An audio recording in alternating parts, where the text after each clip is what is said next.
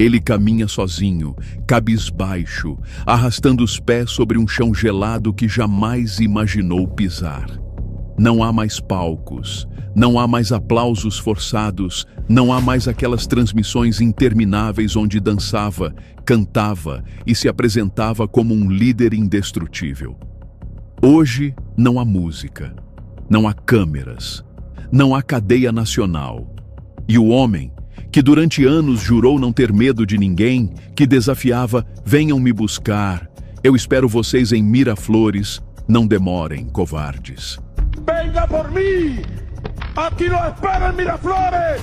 Não se tarde em chegar, covarde! Agora avança em completo silêncio dentro de uma prisão federal de Nova York. Contado por minutos, vigiado por câmeras, reduzido a um número em um sistema que não escuta discursos nem reconhece títulos. Nicolás Maduro não vive mais cercado de ministros, generais ou escoltas. Não decide mais horários nem destinos.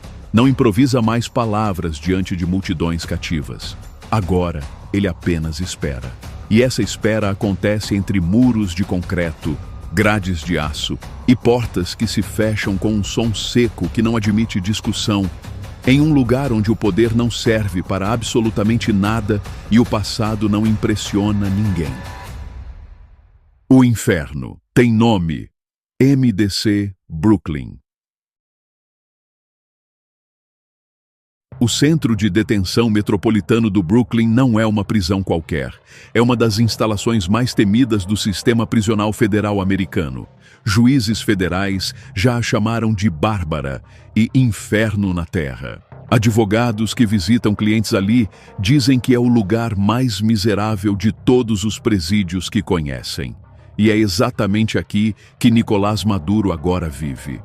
Construída nos anos 1990 para aliviar a superlotação de outras prisões de Nova York, a MDC Brooklyn rapidamente se tornou sinônimo de condições degradantes, violência constante e negligência institucional.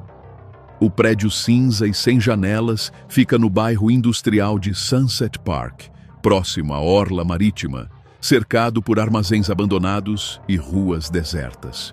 É um lugar deliberadamente isolado, onde o mundo exterior parece não existir. A prisão abriga cerca de 1.300 detentos, mas foi projetada para muito menos. A superlotação é crônica, a falta de funcionários é constante, e os relatos de abusos, negligência médica e condições desumanas se acumulam há décadas. 2 detentos foram assassinados ali somente em 2024. Uriel White foi esfaqueado até a morte por 2 colegas de cela enquanto aguardava julgamento por porte de armas. 1 mês depois, Edwin Cordeiro foi espancado e esfaqueado no coração por 3 detentos. E esses são apenas os casos que ganharam as manchetes. Em 2019, um incêndio causou um apagão que deixou a prisão sem aquecimento durante uma onda de frio brutal, em pleno inverno de Nova York. As temperaturas dentro das celas caíram abaixo de 0. Os detentos ficaram confinados sem luz, sem água quente, sem aquecimento, alguns por mais de 1 semana. Muitos foram forçados a usar seus uniformes como cobertores. Os banheiros congelaram. As condições eram tão degradantes que o governo federal teve que pagar $10 milhões em indenizações para quase 1.600 detentos. E mesmo assim, nada mudou. A prisão continua sendo um pesadelo. Um ex-detento que passou 15 meses ali disse que, apesar de ter cumprido pena em diversos presídios federais, incluindo 12 anos em confinamento solitário, os meses no MDC Brooklyn foram os piores de toda a sua vida. A comida, uma prova diária de sobrevivência.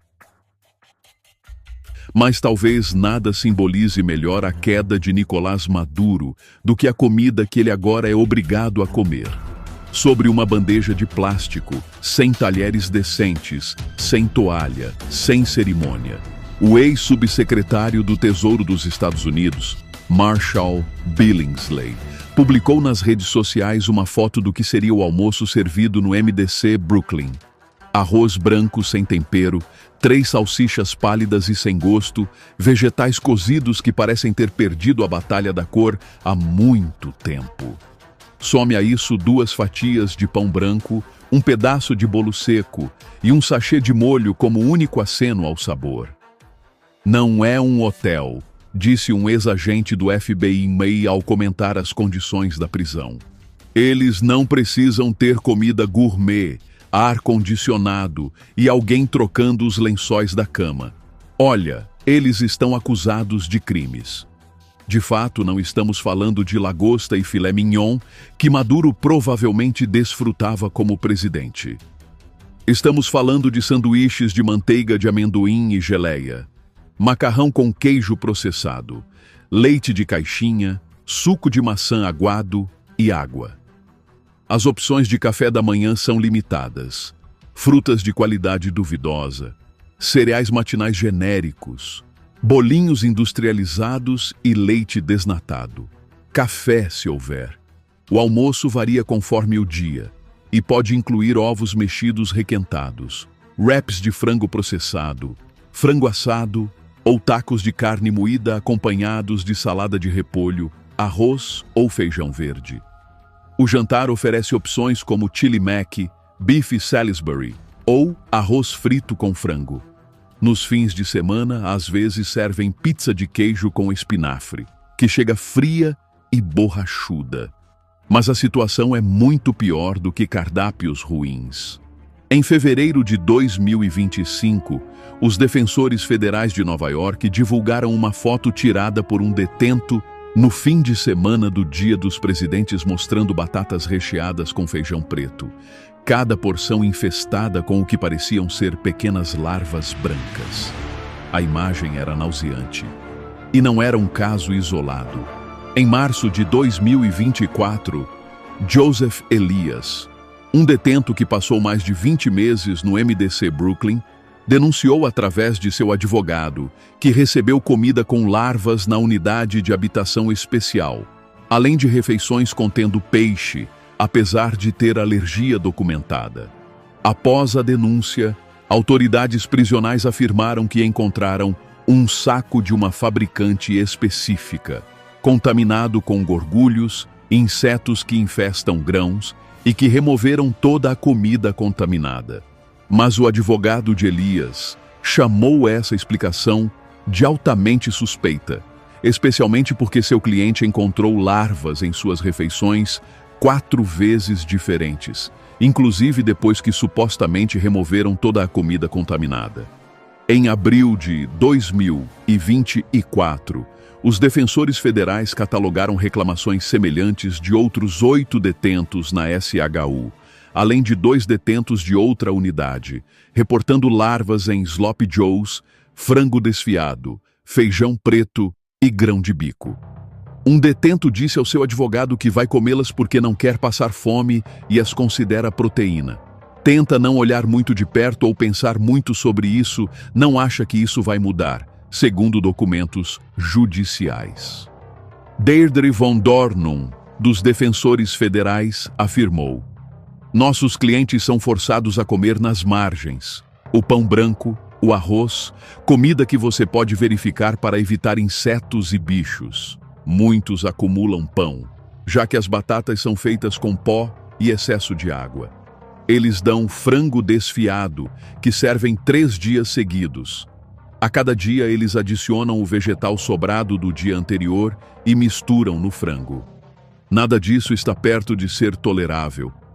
O padrão humano é um sonho impossível no MDC Brooklyn.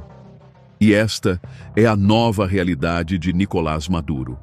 Do homem que governou um país inteiro com mão de ferro, que comandava banquetes no Palácio de Miraflores, que decidia o destino de milhões, ao homem que agora examina cuidadosamente cada colherada de comida, procurando por larvas e insetos.